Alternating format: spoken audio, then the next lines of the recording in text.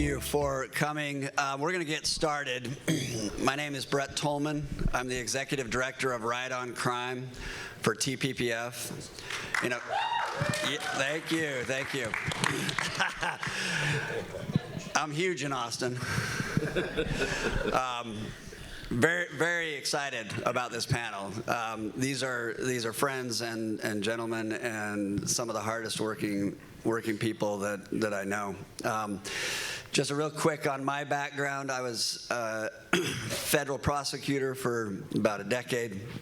And then I went back and I worked on the Judiciary Committee in Washington, D.C. and that's the toughest committee you can ever lead, I'll tell you that. So I know Representative Leach has a lot of work cut out for him every year, but enjoyed that. And then President Bush made me U.S. Attorney, and I did that for 4 years. And the last case I did as U.S. Attorney was the prosecution of the kidnapper of Elizabeth Smart. And in my life, crime has been, I've been working in the criminal justice space for now almost 30 years. I am that old, I can't believe it.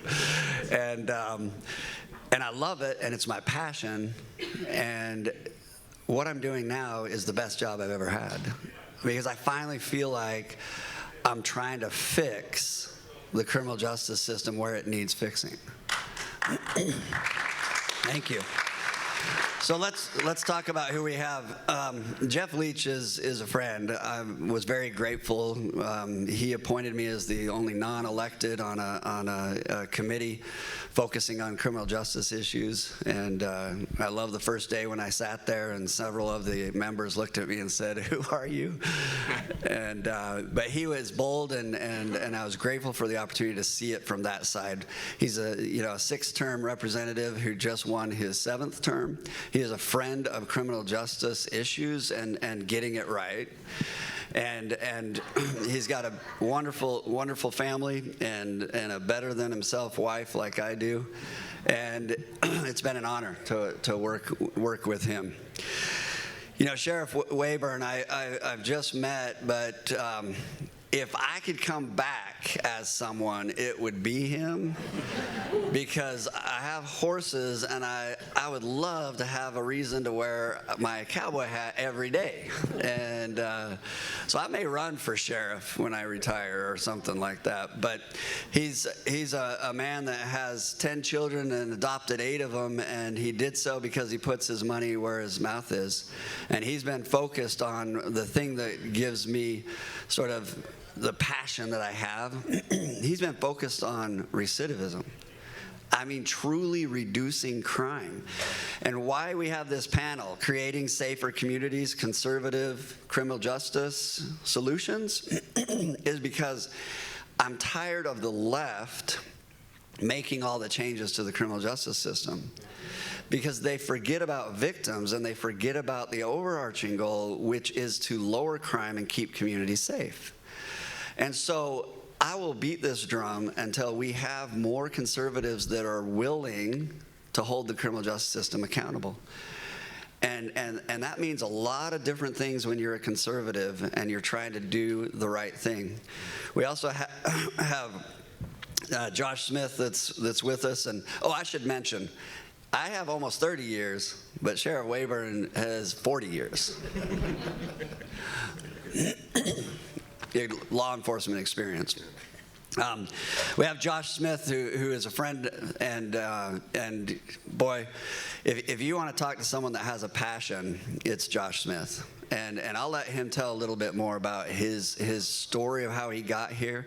But he runs a foundation called the Fourth Purpose Foundation, and they are changing incarceration across this country. And they are doing it in a manner that is focused on individuals while they're incarcerated and how they are when they get out and what they do in the community after they get out. So I'm going to first start, and I'll turn to Representative Leach, and then I want the sheriff and Josh to address this as well. Our communities are screaming out across this country that they don't feel safe. Why do you think that is? And give us what's your top line of how we get to safer communities right now? Well, thank you, Brett, for hosting, and Josh, it's good to meet you, and of course, Sheriff, it's always nice to be with you and to share a stage, and look forward to this discussion today. I do want to just take a real quick opportunity, Brett, if you'll allow me to introduce as well. Representative David Cook is here. Representative Cook, who's Vice Chair of the House Criminal Jurisprudence Committee, a great leader on this issue, and then of my colleague, Representative Shelby Slauson, is here as well in the back. And I don't see any other House members to introduce. If there are any senators, I'm not going to introduce you. That's a joke, of course. It's great to be here. I love this issue. This is an issue that conservatives should not just care about, but should lead on and should be bold on. And the criminal justice reform area, when we talk about reducing recidivism and smart public policy when it comes to being tough on crime, but smart on crime, right on crime, those are all important issues, and of course public safety as well. In our communities across the country, mainly the large cities that are being run by and ruined by progressive radicals, are increasingly unsafe, and the communities that are led by people like Sheriff Wayborn are headed in the right direction. And so what this guy proves to us is what we all know to be true, that Republicans, that conservative elected officials can do both. We can be and should be tough on crime. You're not going to find a sheriff in Texas or anywhere in this country who's more tough on crime than this guy. And but at the same time, we can and should be right on crime. We can get people back on their feet. We can get dads back home with their families, so kids aren't being raised in fatherless households. We can, we get accused sometimes, Brett, of being, this is a hug-a-thug movement. I had a member tell me last session they're not going to vote for my bill because that's just another leech hug-a-thug bill. And I said to him, well, you know what? Sometimes it's okay to hug a thug. It is. Not the ones that are dangerous to our communities. They need to be locked up. In many cases for a long time, but there's some thugs that deserve a second chance, and Republicans are leading nationwide and here in Texas. Thank you, Sheriff. Thank you.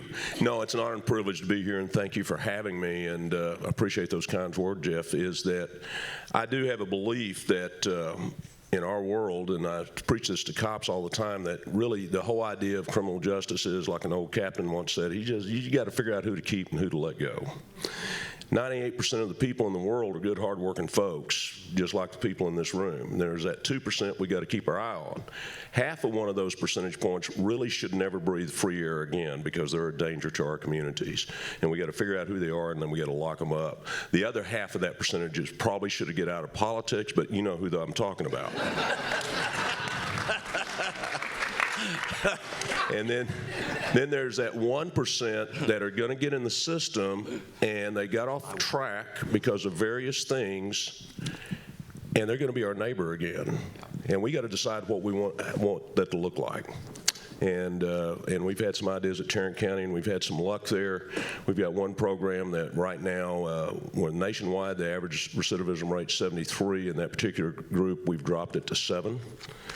And we're being studied by Notre Dame right now. We've just signed a contract with Notre Dame. It's going to do a 3-year study on Tarrant County Jail on the recidivism rate there, along with Texas Christian University. So we've got 2 universities involved, and we're throwing open the door. The short answers that I have to prevent crime is we need the church off the bench and in the game. Yeah. Thank you, Sheriff. Josh. Yeah, so I've been involved in the criminal justice system about 2 years less than Sheriff, but on the other side of things. I was in the juvenile system for the first time at 12 years old. By the time I was 16, I had 10 felonies convicted of in the state of Tennessee as a juvenile. Left 10th grade. I was removed from the home at 11 for an abusive stepfather. My father was gone at the age of 2. And so I'm the thug that you're, talking about hugging. I'm the person that I'll give you a hug. There you go. that many throughout my youth just, cast away. And frankly, I mean, I wasn't somebody you would have wanted to bet much on. And it wasn't until I just had the fortunate privilege at 21 to be sentenced to 5 years in prison. And the reason I say that is I ended up going into a federal prison where, if you remember the Enron days, I'm sure many of you guys do, I was just this young punk drug dealer that got to get exposed to executives and bankers and lawyers, and it was that mentorship that helped me 5 years later to then be able to get out, with my family, my wife of almost 28 years sitting with me now, and then being able to build a business and go on and do other things. Now, obviously involved in this space, helping others. And I ask this question all the time: how do we reach back to that Josh who, frankly, could have been in prison for murder very easily? I mean, at the age of 15, 16, 17, very angry from a lot of different things that had happened. We got terrible stories to be able to share, but how do we do that? So you can do it before, which is tough, right? They're under the covering of a family, many times fatherless, those things. But then how do we take that criminal justice system and have it have impact? And I think as soon as we can remove, it's a political football that many of you guys up here have to play, right? You got the far left over here that, we don't need prisons, we don't need criminal justice, we don't need any of this. Then you've got the far right over here, and it plays really well. Lock them all up, throw away the key. They don't deserve, they broke the law for a minute. At 12 years old, they're a victim. At 13 years old, they're a criminal, right? And so how do we create a system that removes just thinking that locking them up's enough? Because we have to lock them up. You have to be separated from society. I mean, I was somebody that needed to be separated from society. But then how do we turn that focus to that point? Just as I got to learn from Sheriff just before we get up here, how do we take and turn that point right there where it impacts somebody in a way that turns their behavior, which then creates less victims? Because as soon as we learn that locking them up isn't enough, just throwing them in the jail isn't enough, is it, Sheriff? Then I think we start investing in some of the right areas in the right ways, my opinion. Well, thank you, Josh. Let me just give a perspective that I think is important. In this country, recidivism is at about 73 to 75% on average. 73 to 75%. That's a failure of the system at a 73 to 75% rate, right? No, I say this all the time: no business would be allowed to operate at a 75% failure rate. No government agency should be operating at a 75% failure rate. But we have failed to hold the criminal justice system accountable. And by that, what I mean is the criminal justice system, we pour all kinds of money in, but we don't have smart people that are analyzing how we're doing with all of those resources, or how the reaction is to those that we are facing in the criminal justice system. And without that research, without that data, we're prone to keep making the same mistakes. When President Trump came in and he passed the First Step Act, okay? When he passed the First Step Act, there was a part of that law that not a lot of people talk about.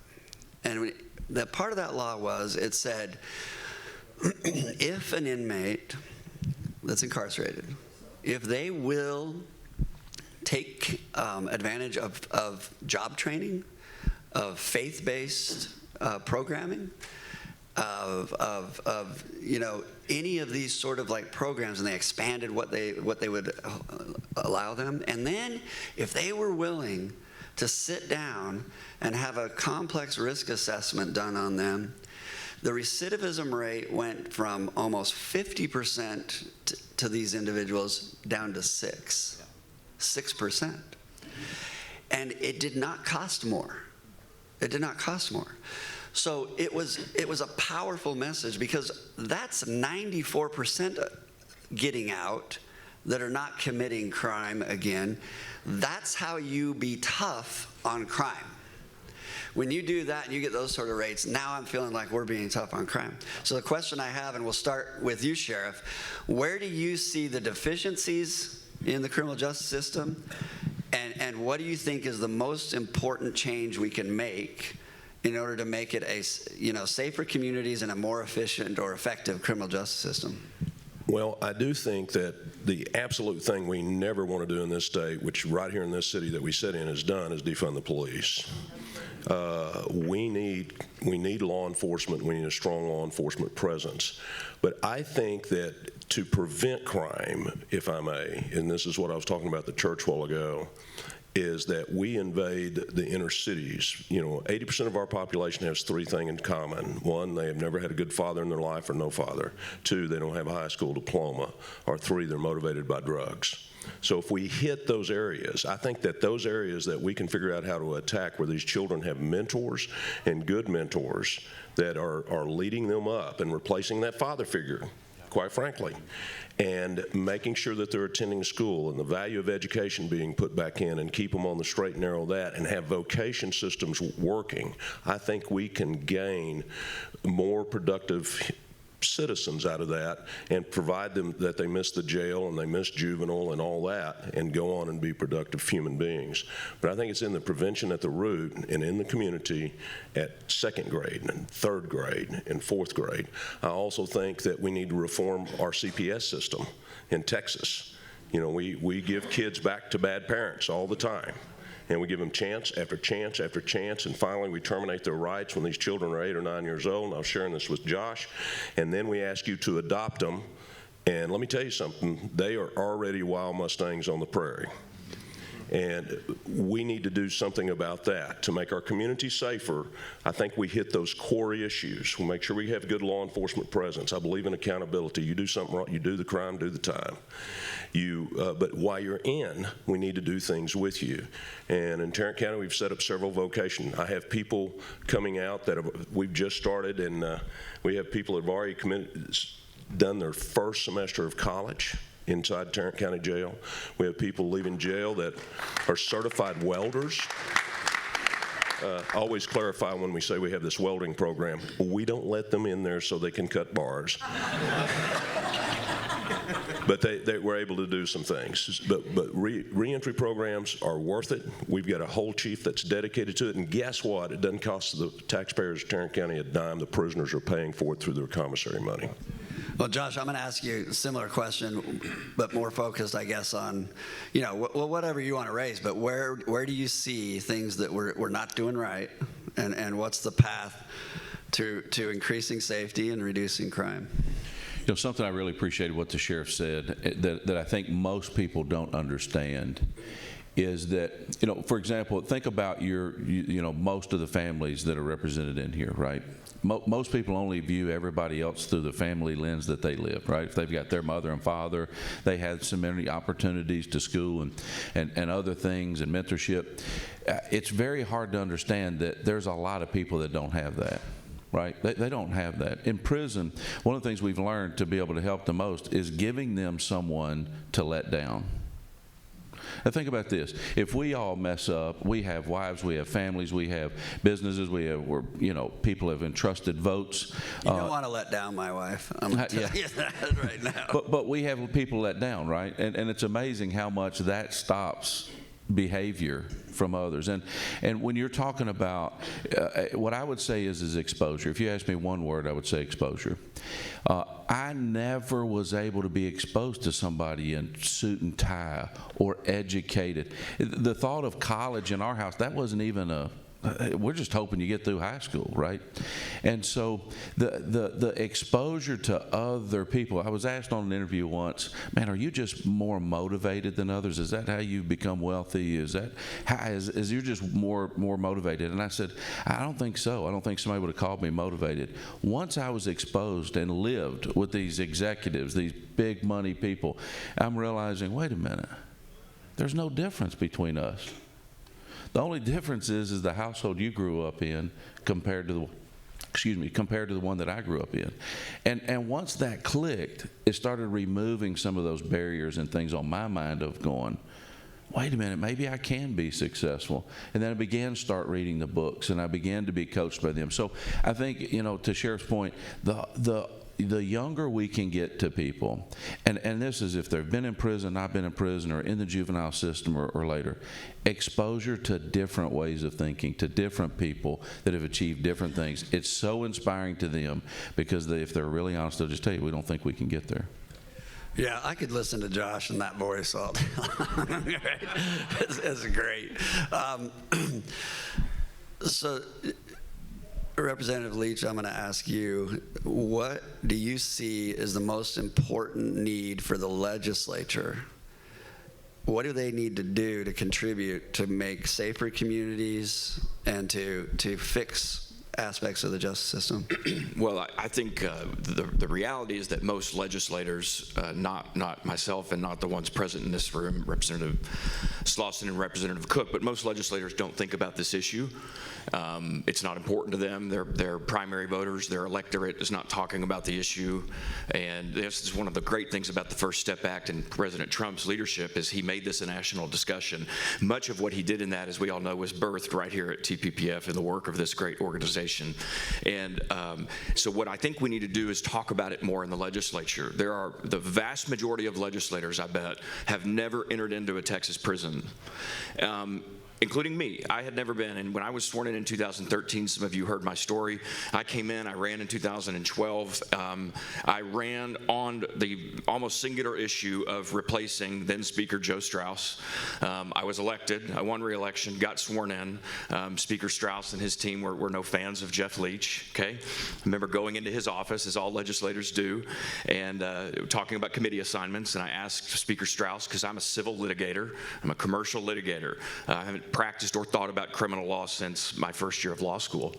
I asked Speaker Strauss, who's now my friend, and he's heard me tell this story, so I asked him to be on the Civil Jurisprudence Committee, and found out a couple weeks later he put me on the Criminal Jurisprudence Committee, and which, you know, I knew why, and no experience, but we dusted off our criminal law books and rolled up our sleeves, and since then, and I've told Speaker Strauss this, I'm so grateful for that, because I've learned how important this issue is. Perhaps, you know, there's maybe no more powerful committee that can ruin a life and rebuild a life than the Criminal Jurisprudence Committee in the Texas House.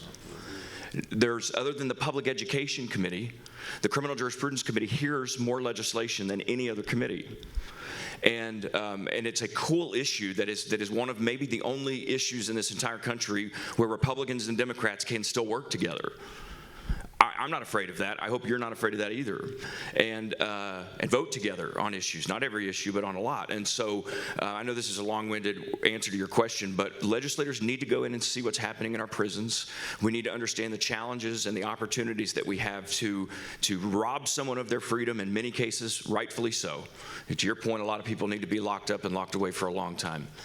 But there's also men in our prison. We talk about our workforce needs in the state of Texas. We have hundreds of thousands of jobs open that we cannot fill in trucking and all these other, in welding, construction, heavy highway construction, and we have an able-bodied population of men and women in our prisons that are ready to work and that are going to be released and that we need to be investing in. And legislators need to see that and think about it so that when it comes time to pass public policies, we can actually pass good public policies. No, that's not long-winded at all. I've heard you're long-winded. It's a lot longer than that. Thanks, Brett. So, you know, Josh, I'm going to come to you on a question. What's happening in our prisons? And what needs to happen? And then Sheriff, I'm going to ask you a follow-up question to this. Both of you have so much experience in prisons. Josh was in it, and the sheriff is running it. But Josh has also done more than that. He starts a foundation, you know, recently, and this foundation is one of the most impressive things I've seen. I would like you to talk a little bit about that. I'd like you to talk to us about what you've seen that works out there. Maybe Texas can make some changes. Yeah, so when we ended up building a company, and God just blessed us amazingly, and sold that company almost 5 years ago. My wife and I put over $10 million to start this foundation called Fourth Purpose Foundation. We don't do fundraising. We don't solicit funds. God has provided to us, and we do what we have with what we do. And so this foundation has one sole mission: to make prison a place of transformation. And now I've had the privilege. Governor Lee appointed me as head of one of a criminal justice task force. Now Governor DeSantis down in Florida with Commissioner Secretary Ricky Dixon, who's doing a great job leading the prison system there. Brian Collier, who is the director of Texas prison system, is on the board, our foundation's board, and so we're spending time in prisons all across the country, and I've been in prisons all over the world. And one of the things, to Mr. Leach's point, exposure still I would use, because we had an issue in Tennessee and we just couldn't get the legislature to understand. And the director of the prisons, Tony Parker, would say, man, we just can't get anybody in here. They can't see it. And so I kept trying to figure out how I could get them in, and then I just realized I invited a lot of my rich friends, and then I would call the local legislator in that area and say, hey, would you like to join us as we go through a tour of this prison? They followed the money. It's amazing. They showed up, and were nice and cordial. And I remember this one, we walked him through, and I mean, he's been a legislator now for 10, 11 years, and on that same one, we had a reporter who's interviewed me in the governor's office, who's been all around, and this reporter focuses on criminal justice. And I told her, I said, you can come in, you can't bring cameras, you come on the tour like everybody else. And as we walked through, both of them were amazed. And he's over here, the legislator's like, this is ridiculous, we got to do something about this. And I'm going, man, that's what I've been saying, you got. And next day he's, I'm calling the governor as soon as I get out of here. That's a great idea. You ought to call him. The person, the media, as we walk out, I look at her and I hold my hand over like it's a microphone, and I said, so, what do you think? And she said, I just didn't even imagine this is what prison's like. And I'm thinking, what is the problem here? I mean, we've got a lot of people talking about stuff that they have no understanding of. And what happens is you end up with legislatures that only want to give the least amount of money to prison systems, right? Because you think they're criminals. We don't want to make investments, and we don't want to spend our tax dollars on. And I'm a very conservative, very fiscally conservative person, and I would say, as Brett said, we're getting a terrible return on our investment as taxpayers in our prison systems today, period. Terrible investment. When they come back out and they commit as much crime as they do, how do we look at that and say that's worth the money? And we have some that would just say, spend more money to put more people in prison. That's not the work. We've really got to look and see what is the environment they're walking in, and how do we change, since so many of them are going to be coming out, how do we change their trajectory to where it's different? And so I would just say that exposure, again, is just really important. A lot of more people need to understand this issue, because it literally, the jails that Sheriff runs can either create public safety or ruin public safety. It literally, the power of that is, when he has programs that have 6% or 15% recidivism, you just don't think about that just as a number. That's, when you put a number to how many people that is, that's that many less victims. Whether it be victims of somebody stealing something, hurting somebody, that's what that is. And so being able to get behind people that will make these investments in these prisons, and it's few and far between. Most of the time, the people that are heading up to prisons or jails are just battling so many other things, understaffed, underappreciated, all these things. So now we've got all these problems building on each other. There's some exciting programs throughout the country, and I just got to hear one today that we just need to highlight more of, Brett, frankly, to give other people the boldness. And we need more legislators, conservative legislators, that are bold enough to stand up and say, you know what, we're not running from the issue, and I'm not just going to spout out the lock them up forever. We got to figure this thing out. Well, there's a reason why there's a public outcry. We saw these spikes in crime, and then we see the media that is highlighting, obviously, in cities, right? You've got Portland, and you've got Washington, you got now Washington, D.C., and Sheriff, we also have a time that I have never seen before, and that is an unappreciation of law enforcement, right, across this country. And my father was in law enforcement, and I spent a good portion of my career in law enforcement. I would I'd like to know, what is law enforcement doing when they're in an area where a rogue prosecutor says, I'm not going to enforce the law in this area, and at the same time they're trying to take away resources? That's not the solution that I hear our poorest and our minority communities asking for. I hear it coming from elites and Karens, right? And that's who I hear crying for those things. What is law enforcement to do, and what do we need to do, whether it's legislators or the community? What do we need to do to change this? I think that there's some conversations going on that will be coming to the legislators this year among law enforcement groups in particular, where they are facing some of that. I won't bring up Harris County. And what they're going to be asking for is, hey, can we go to the bordering county? Can we go to Montgomery County or Fort Bend County and file our, these are district attorneys, and if you're a district judge, you kind of can go anywhere in the state. Why can't we do that with district attorneys? And I know that's a slippery slope that we got to be careful of, but I think that's one of the things that I can see law enforcement asking for is those very issues, is let us find some, or empower the Attorney General to file cases with them, and they can prosecute without the DA's interference. The district attorney, I want to tell you, everybody comes to the sheriff and says, you've got the keys to the jail, you can let everybody out. I said, no, I really can't. I've got to they come in jail on a court order and they leave on a court order. But the DA has broader discretion than the sheriff in those arenas. And so they can, say, I'm not going to prosecute this, I'm not going to do that. And we've seen that. So that's some things that I think that we'll be seeing as simple things like, hey, we're going to hold you accountable to what you're doing. Jeff? We're seeing nationwide a radical progressive movement, largely funded by George Soros, that is, especially in red states where they cannot win legislative majorities in their major cities. You all know this, but they're electing radical prosecutors. In many cases, they're unelecting normal Democrat law and order prosecutors, and they're replacing them with radical progressive George Soros-funded prosecutors who are saying, carte blanche, they're saying this entire category of crime we are just not going to prosecute, and they're releasing public statements telling the public that you're safe here.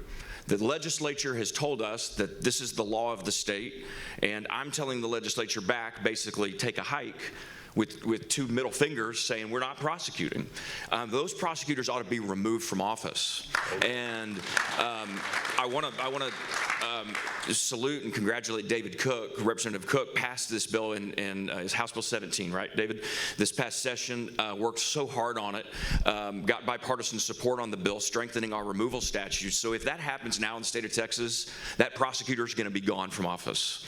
And the public's going to be able to more easily, more quickly hold them accountable. So as a result of that bill just going into effect, Sheriff, we've already seen some prosecutors lay off those policies, and so that's what we need to do. And David Cook deserves a lot of credit for that. Thank you, David. Yeah, thank you. I appreciate David Cook. He helped me not make a fool of myself when I was on the committee with him. So, but it does take good policy, and it does take some courage. But I was asked the other day on a Fox News interview, I was asked about Washington, D.C. And there's been this massive spike in carjackings and massive spike in crime. And I was asked, okay, does something need to happen? Do we need to call in the National Guard? Is this a state of emergency in Washington, D.C.? And I said, actually, you just need one prosecutor willing to enforce the laws they have.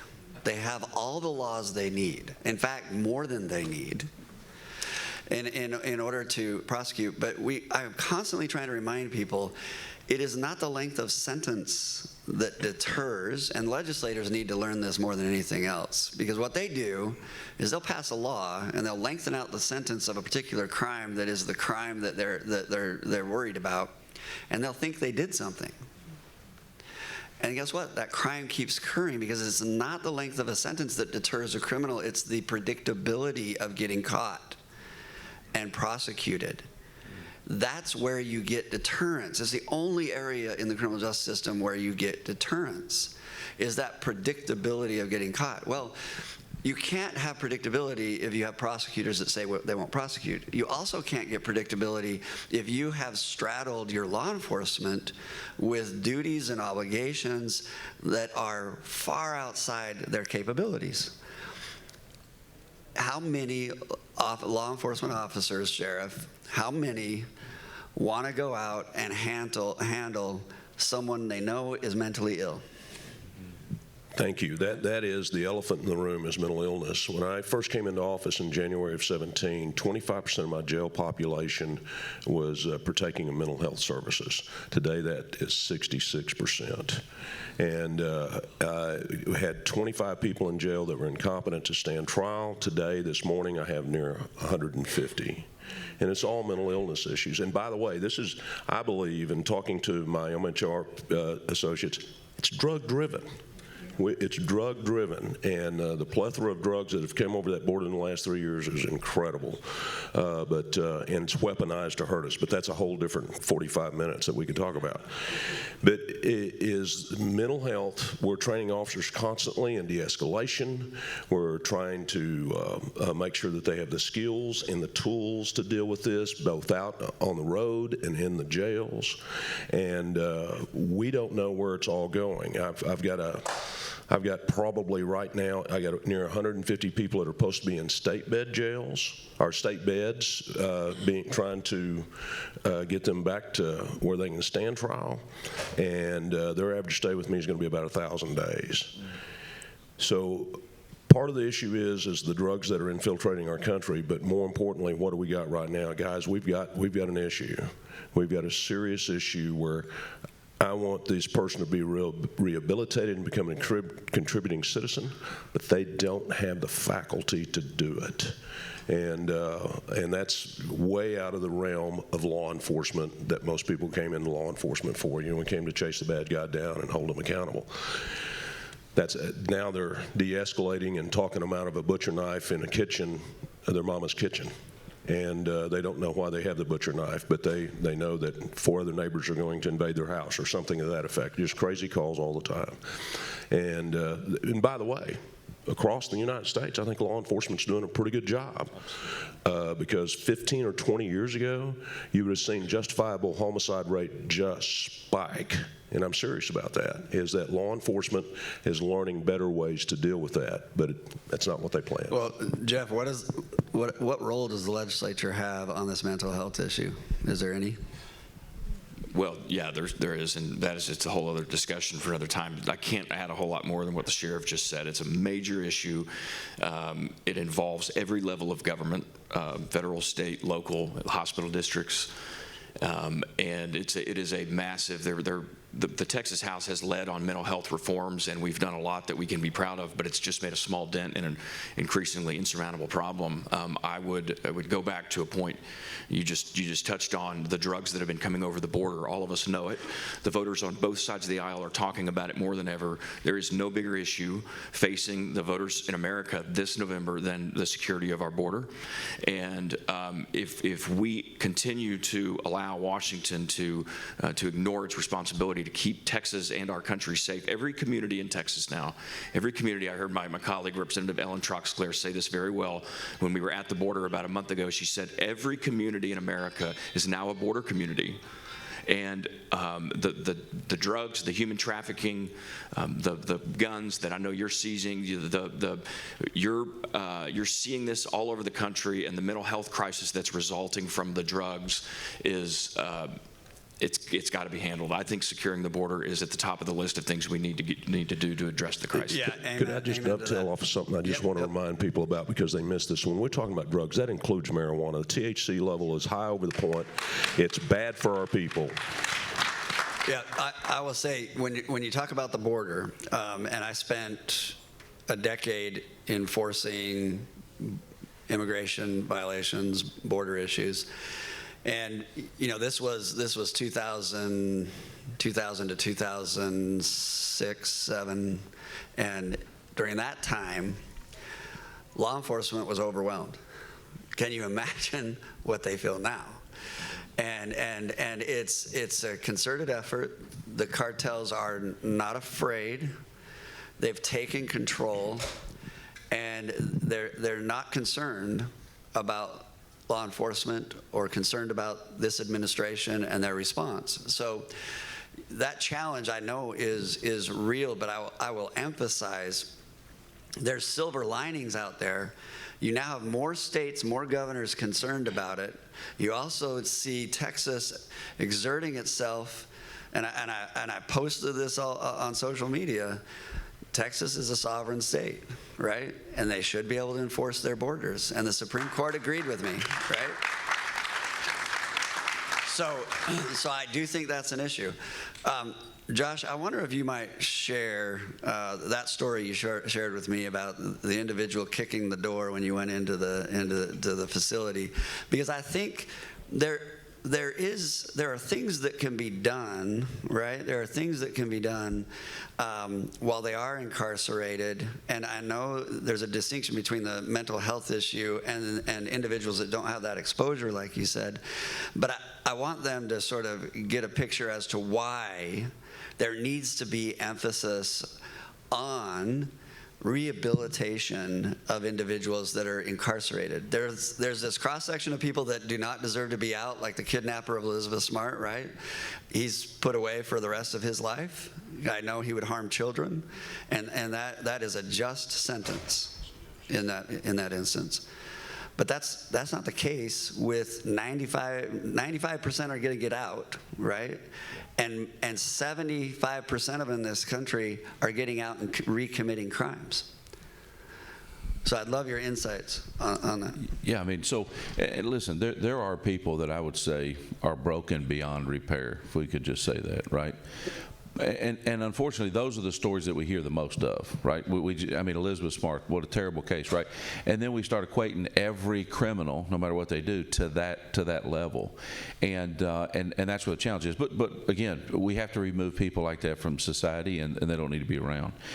You know, what he was talking about is we produced a series of videos about 4 or 5 years ago. We got celebrities, we got Rick Warren, T.D. Jakes, we got Lauren Daigle, a lot of football, NFL players. We just several people, including some formerly incarcerated, and we put together this video series. You can see it on our website, fourthpurpose.com, but it's called Visitation 2.0. It was when COVID happened. And when COVID announced and they closed down prisons to all volunteers and all family for just a crazy amount of time, but to such a challenge, and it was hard, and kudos to those in the different states that opened up earlier than others. But we put those videos out maybe 3 or 4 years ago, and just a few weeks ago I was in a prison in another state, and I worked with different state leaders on going in doing different things. So we walked in, and there's a person in the special housing unit that most people would never even understand what it looked like, especially just most people don't know. And we walk in, and since they see executives, these are people in the special housing unit that are set aside in this cell that they only spend 23 out of 24 hours a day they're in this small cell. And we walk in, and they don't ever get to see other executives, so they're sitting there. I mean, one guy is just donkey kicking the door. I'm sure you know how that is. And so I passed him up and just went upstairs and talked to a guy in the unit. And I walked the doors and found one looking, and when he looked out, you have to speak through the crack because they can't hear you. It's a pretty good sealed up door.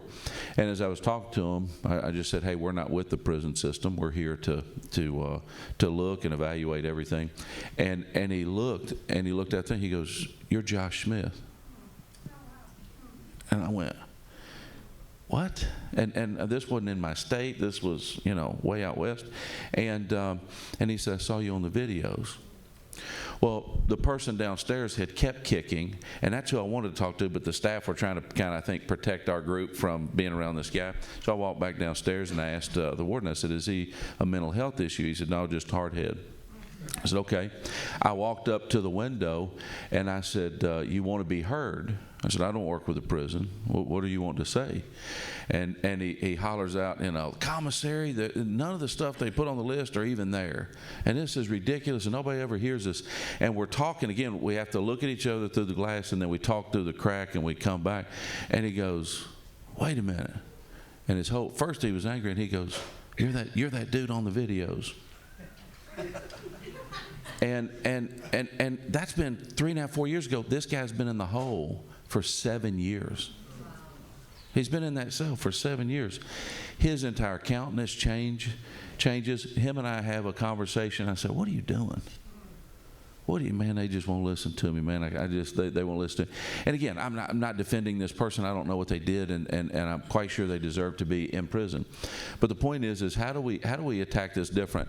To Sheriff's point, and I think where law enforcement doesn't get enough credit, especially correctional people and people responsible for those in prison, is they are dealing with challenges. That's not what they were trained to deal with. This isn't what they were hired to do, and man, they're dealing with it in droves. But I think there's other ways to be able to approach this in unique ways that we can take and get somebody to be able to listen, understand, and be educated in something that many of you grew up with in your life. I mean, you grew up with your parents, you grew up with it naturally, and prisons are full. I mean, 60% of men don't get a visit ever when they go to prison. You want to hear a shocking statistic? It's almost 90% for women. And people don't understand. Nobody goes and visits women.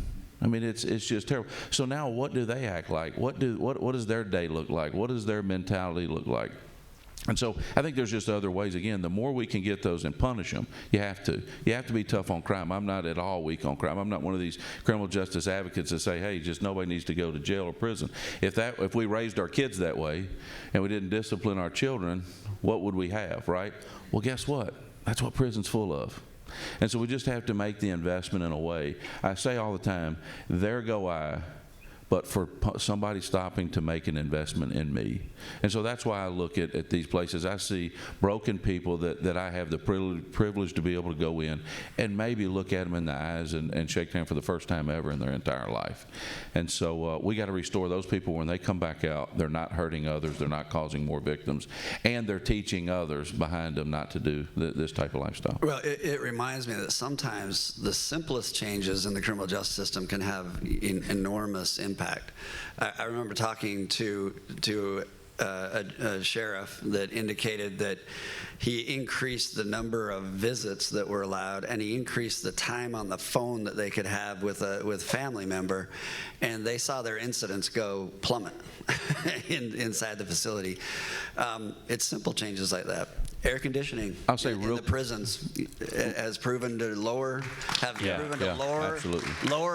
incidents, and you know, one thing we don't talk about, there's a lot of broken jailers, a lot of broken people that are guards in jails, and it's this dynamic that I go back to it. Sometimes the simplest changes can make really big impact. So I know we have just a couple minutes. I want to give last word to each of you to say what you want to say, and then we're going to answer some questions. If you have questions, great. If you have speeches, hold those for later. But questions, yes. And we'll start with you, Jeff. You want me to ask a question? No, any last word. Oh. Any last word you have. You can ask me a question. Well, I'm going to keep my last word very short because I want to hear from the audience. What I want to say to each of you here and those who may be tuned in online is thank you. Thank you for your work in whatever area you may be in, whatever state you're in. Thank you. What you're doing matters. And this issue, as I tried to mention and articulate earlier, is an issue that we should care about, we should talk about, and we should act on. And so what you're doing is we're listening as public policymakers. We hear you. I can speak for my House colleagues who are here that when you speak, it matters to us, and we look forward to continuing to lock arms with you in the Texas House to make Texas a beacon for criminal justice reform. Thank you for having me. Thank you guys for being here. Let me share two quick stories. One is to Josh's point that all these people in jail are not total bad guys. Some of them really are bad guys. Some of them are trying to do the best they can with what they have. A few months ago, we have direct supervision, so we have a jailer standing out there with people. He made a mistake and turned his back on one. They took a broom handle, the inmate took a broom handle and beat him down to the ground. We couldn't get help into him. Who rescued him? The other 30 inmates inmates right there. They rescued him, and they were not in favor of that behavior. And these are good people doing the right thing to do. And the second thing is a few months ago, I was at one of my children's basketball games, and there's refs out on the court, and during the break, one of the refs came over and said, "Sheriff Waverman," said, "Yes." I said, "Yes, sir." And he says, "I came through your program." And I said, "Which one?" He says, "I was in your veterans pod." And he says, "I want you to know I've been out, clean, sober for over a year. I'm a father again, and I'm working."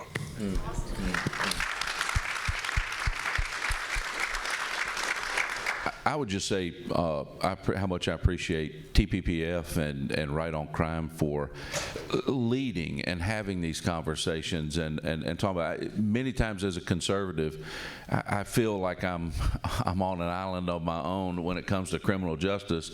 We can agree on so many other things, then I'm going, no, that's not the right answer. You don't understand quite what you're causing by this thought process. And so I just really appreciate the discussion and being invited with you guys and just appreciate the leadership in this area.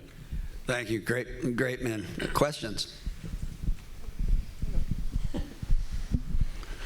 The one thing we haven't heard addressed is the issue of race and those who would assert that the criminal justice system is somehow inequitably slanted in terms of race. How do you think about that? How do you respond to it? So I'll say this, and race does need to be talked about. There are some things, I'll give you an example, that needed to be changed and fixed. It was impacting, communities of color in a different way. I'll give you an example. In the federal system, and it was Clinton that is responsible for this, but they punished 100 times more severe crack cocaine over powder cocaine. Well, powder cocaine was used by suburbia, mostly, wealthier, or at least access to money, and very, very few minorities. Crack cocaine was used predominantly by African Americans in those cities. So you are seeing sentences 100 times longer for it's the same substance. It's just in a different form. Well, you know who led in getting that changed? Jeff Beauregard Sessions, right? An incredibly conservative senator and a former U.S. attorney, and he became Attorney General under Trump, if you'll recall. He led at changing that because he did recognize that there are some things that can disparately impact race. But that does not mean that this system is racist. And you have to know the difference and know where you need to change some laws and where you also do not change laws and let the pendulum swing the other way so that it's worse. If anyone else wants to address the issue, I'll let them. I think access to counsel is also very important in these situations. I've said it before. I know we're not here to talk about the death penalty, but I'm a strong supporter of the death penalty. I've also been an outspoken opponent for executing innocent people. And I think all conservatives should be. When we say we're pro-life from the womb to the tomb, we mean that. And I have a couple specific cases that I've been very outspoken in public on where there are currently people that I believe the system wholly failed. We held committee hearings on the Melissa Lucio case, and her case has gained national prominence, but at every step of the process, the system failed her, and therefore failed the victim of that crime. And one of the major problems we're seeing is access to effective counsel. And rich white guys don't get the death penalty. They just don't. And because they can afford good lawyers. And so we as conservatives should be willing to have these conversations and, like I said earlier, be able to craft good public policies to fix these problems. There's about 4,300 people in my jail this morning. The majority are going to be white. The next large population is going to be African American, and then Hispanic, and then slivers of other folks. We have done a lot. We've done a lot in the state on just racial profiling and the things that we're doing there. And I don't see it I don't see the criminal justice as racist at all, a matter of fact.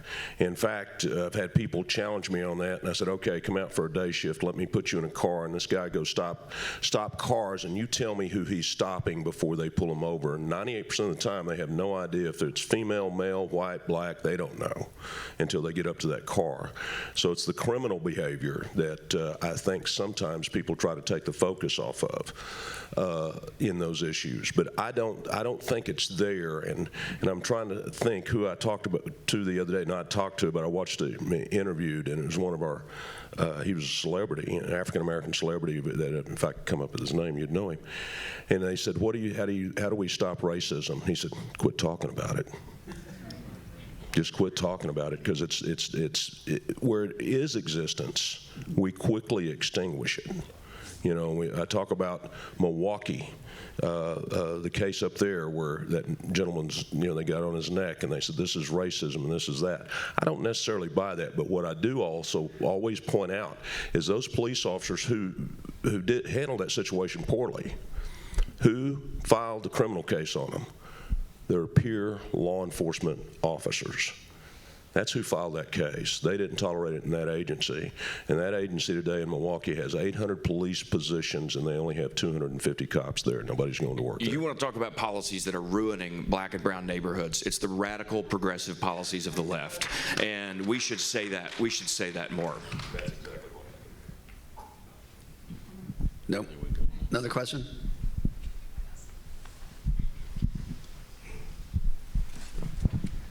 I'm Ben Mauston, and I'm the Republican nominee for House District 117. In Bexar County, there is overpopulation of the jails and so on. I appreciate, Sheriff, what you said about the church needs to step up and get back in the game. What can we do? Because the overpopulation, I would like to see, and many of the constituents would like to see, that these folks are not sleeping at a hotel, stack them up like they do in El Salvador. I exaggerate, right? And also put them to work building our infrastructure, our roads and our highways, our grids, so on and so forth, getting those so-called chain gangs, if you will, like we had back in the day. What can we do to move that forward? Well, right now we can't have chain gangs. That's a volunteer program to work. Our trustees all are volunteers, but I hear what you're saying. And Bexar County has an issue just like the rest of us in major counties. Is we don't have the staff. They're down by about 300 jailers in Bexar County. We're down by about 160 in Dallas County. The same story. And it's nationwide. It's not just here. So they have an issue. One of the things is you need to look at competitive pay. I bragged on Texas. What are we, the 9th? About to be the 7th largest economy in the world. We have more jobs than we have people. And when you come to corrections, that's way down at the bottom. But I think that legislatures probably need to look at some proactive things, maybe some alternatives. We have a labor detail program that we defer right now. This morning, I probably have 750 people that instead of being in jail, they found reason for them to put them in labor details community service, where they go home every night, and they show up every morning, and they work for the community, and we raise gardens and feed the homeless and all that stuff. So we're doing some good things there. But I'll say real quick, this would surprise, I think, people, this coming from me, but I've studied enough in the States, met with enough correctional leaders to tell you that we've just went too long without investing in them. You can't be down 300 positions. You can't be, I'm going in prisons right now that are all 40 and 50% in staffing. And then we want to scream about a recidivism rate when they're literally leaving them in their cells a long time because they have to for safety for the people working there. I don't agree with it. As I walk in, I see this happening. It kills me, and then I'm pushing towards a challenge, and then they're like, hey, we don't have staffing. And so until we can figure out some of those things and get corrections and law enforcement healthy, we can't even talk about other ideas. In my opinion, we can't talk about ideas. Let me add, not everybody needs to go to jail. We are smart enough to understand who does and who does not need to go to jail. And the problem is We sometimes feel like, oh, we're not doing anything, so the only solution we have is jail. Everyone I prosecuted, every single one I prosecuted, I could tell you which one was going to come out and not commit a crime and which one was. Absolutely. When they got out. I knew. Yeah, 100% I knew. And I knew when the sentence was maybe too long, and I knew when it was too short. And so there has to be a discussion. We can decrease the pressure on our jailers, and we can increase the budget and the efficiency that they do have when they are, you know, supervising someone in their jails. But there's a lot of work. That's a loaded question. It's like 9 hours of answers that needs to come. Just dovetailing off what Brett said, he's absolutely right, is that I'm not saying we do it all right in Tarrant County, but I don't have any low-risk prisoners. We've able to go someplace else with them. They're all intermediate or high-risk prisoners. On the staffing issue, last week in Tarrant County, I spent 7,000 hours of overtime to cover the post in our jail. Do you know what the recidivism is of individuals that are over 55 years of age when they get out? It is in the single digits. They get less likely to commit crimes the older they get, and yet we have a lot of older individuals that are serving longer sentences. It's just one example of taking a new look at the issue and implementing good policy based on data. Other questions? I think that while this is not a Texas problem, there are Texans involved.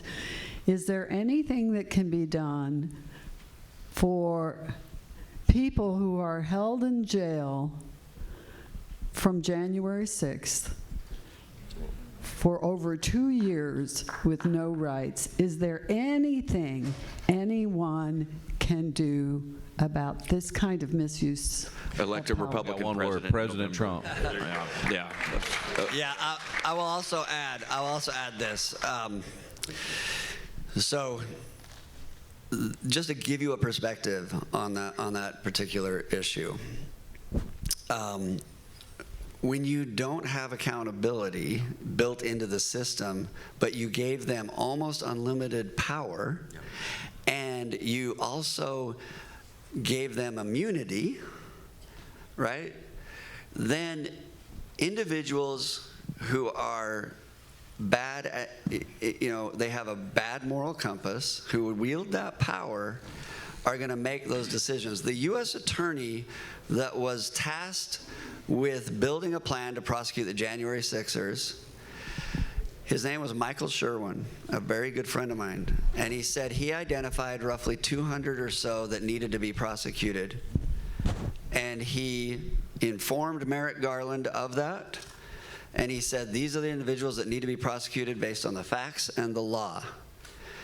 They rejected it, they ran him out, they put in someone different, and then they went after thousands. And you know why? According to Michael Sherwin, because they knew the political power of the moment they had, they could use their power. So politics needs to be taken out. Good men and women need to be in positions of power. Next. So my father actually passed away as a result of being medically neglected while incarcerated. He developed a melanoma, and I actually have his medical records where DOC in Arizona said we don't intend to treat this inmate, and the cancer spread to his entire body, and he ended up passing away. What can be done to raise awareness to the treatment of the inmates while they're incarcerated? How can there be, policy changes, and then, bringing the awareness to that problem? Go ahead. Did you say it was your father and it was in Arizona? Okay, I'm very sorry to hear about that, and our condolences to you. It's highlighting these problems in our prison system is important. It's important for us to hear. I know in Texas, as for me and my office and others like me, we take those calls fairly frequently from family members of inmates who cannot get the appropriate medical care, and immediately drop what we're doing and contact the Texas Department of Criminal Justice. And not without fail, but for the most part, TDCJ is doing a very good job job of addressing those problems, and it's because legislators who control the purse strings for that agency are forcing them to do so. So I hope that any legislator in the House or the Senate, if they got that call from a constituent, would act appropriately. We are, part of our jailer training is advocacy for medical and mental health. Last year, our jailers turned in 44,000 referrals to mental health in our jail. And we have over 200, like a staff of 4,300 inmates, we have over 200 medical professionals in the jail today. This is Tarrant County, another 80 or 90 MHMR folks. So we're trying to advocate for those people. And I also have a full-time nurse that's her whole job, is to advocate. And when somebody, I'll give you a recent case. Now, we advocate. Remember, I can't release. I have to advocate. And if we have a low-risk prisoner or a nonviolent prisoner who is very, very sick, we advocate for his release so his family can take care of him.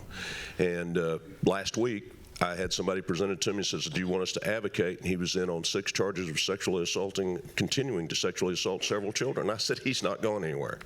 We'll keep him. Well, let me say, you know, there are some things legislatively that can be done. The CARES Act that was passed on the federal level expanded those who could be released home, and the medical expansion on that. The recidivism is almost zero, right? And we should be able to pass laws like that so that individuals that have a terminal disease or something like that can be with their family. I actually had a client that was released and got to spend under that, and he got to spend 3 months before he passed away with his family. Got better care, better attention, and it was very healing for the family. Sorry, you didn't get that, but your voice may be needed for others to get it. Other question? While she's doing that, I'm dovetailing off that one thing, is we've had people sick, dying, and the family wanted nothing to do with them. We've had that. Yep. I agree with Sheriff Wayborn. We as church members and community members should be taking the initiative at the early on to prevent folks from getting caught up in the system. But once they're already in the system, what barriers are there, or what ways are there to nurture the injection of more programs to help out with mentorship, or getting these folks with the resources they need to become to rejoin the community. Like Josh mentioned, that not a lot of folks have that opportunity. The good news here in Texas is, if you'd asked me that 5 years ago, 10 years ago, I would have said there's plentiful barriers that need to be broken down to allow people of faith, the good people of Texas, to unleash the love and care and concern for the prison population coming from our churches and nonprofits. We've torn a lot of those barriers down in recent years to where now, specifically the business community, I'm thinking J.P. Morgan Chase, for instance, is one of many businesses in Texas that's saying, you know what, we have a workforce need. We're going to invest in the right prison population, and they're preparing and training and educating these guys and women for when they get out to get jobs, and they now have, I don't want to say full access to our jails and institutions, but it's pretty open for people that want to go in and do good. I want to give just one quick example. Let the sheriff know. Something that you might find remarkable. In the negotiations for the First Step Act, and I worked on it for many years and advised the Trump White House and others and members of the legislature, we wanted to expand faith-based groups' ability to come into federal prison, right? And I was talking to one of the individuals, Democrat, and they were fighting that provision. And I said, why are you fighting getting faith-based groups into federal prison? They said, they'll turn them into Republicans. And I said, can I go public with that? But that's sometimes the just really ugly side of this. put the politics aside. Let's make some right policies, right? That's why Right on Crime exists. I think we have one last, Sheriff, you wanted to make something? And then one last question. I'm just going to say, right here in Texas, if you'll look over your left shoulder, Stephen's sitting right there. He and his wife are from Gateway Church. They're great Tarrant County partners with our jailers, and he is great in the prison ministry. In fact, I'll brag on him just a little bit. They're going to a prison unit right after this, and they're going to be reuniting fathers with children. So they are off the bench in the game. Real quick. One more question. Josh, real quick, go ahead, let me say that it has changed a lot. I work all over the country. You're very fortunate here in Texas with the director, Brian Collier, who heads up the Department of Corrections. What I'd say, though, is each prison is different, each jail's different. You know, I get to speak to a lot of jailers. I'm listening to one that is talking about, hey, come. I speak to others that it's a security issue, or wardens that go, hey, I don't want you in here. But I will say this, the church is the answer.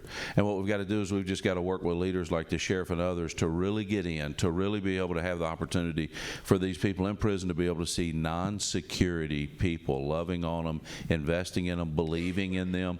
And I tell corrections all the time, you should be begging these people to come in and spend time with your population instead of not fostering it and saying, hey, we just don't want you here, which has been the culture and still is the culture in many different prisons and jails across the country. Thank you. I was wondering if y'all could talk a little bit about the air conditioning conversation, and it seems like there's a few issues like that most of us that have lived somewhere in Texas can't imagine living without air conditioning. So if you could kind of describe what the issues and like. Yeah, I'll say. Why are y'all playing catch up to Oklahoma, right? You should be leading. Yeah.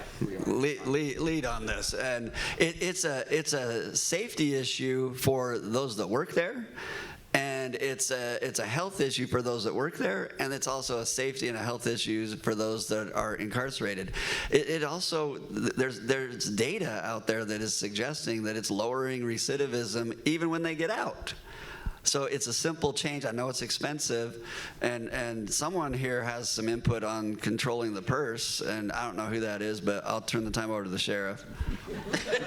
Well, it's the legislature, and we have the votes in the House, and I think we have the votes in the Senate. If any of you get a chance to talk to Lieutenant Governor Patrick, who I know is going to be here shortly, that would be a good conversation. It would be, the House under Speaker Phelan's leadership has led on these issues, and we need the Senate to respond in kind.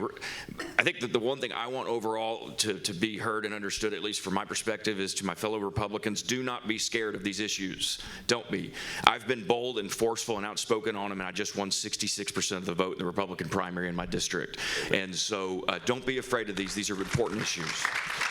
Well, just keep in mind it's a Texas prison and Tarrant County Jail. The temperature is always 72 degrees. And what I would say is we spend a lot of time trying to get into prisons to really impact the incarcerated. And what we've learned is if you don't have healthy staff, if you're not taking care of the staff, they're not able to foster that other environment. And so what I would say is you've got a staffing problem in Texas and across the country. We're dealing with the same in Florida, and yet they're having to go to work every day. So you're talking about, imagine not living there. Imagine that's your job, low pay, dangerous. You're working with an entirely different population, and now you have zero air conditioning, and we want to hire you. Come to work. And so I would just say, again, it surprises people being formerly incarcerated, but until we can get the staffing and those healthy in those places, we can't usher in churches. There's nobody to walk volunteers back. There's nobody to be able to foster these conversations. Thank you. And let me say in closing then, you have 1 out of 3 individuals in this country have a criminal record. 1 out of 3.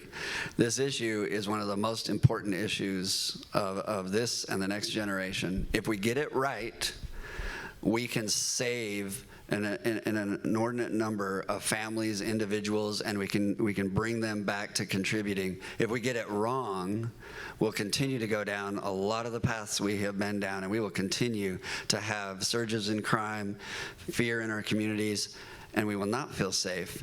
And the way to do that is for conservatives to lead, don't follow. And these are leaders, and please thank them for being here today.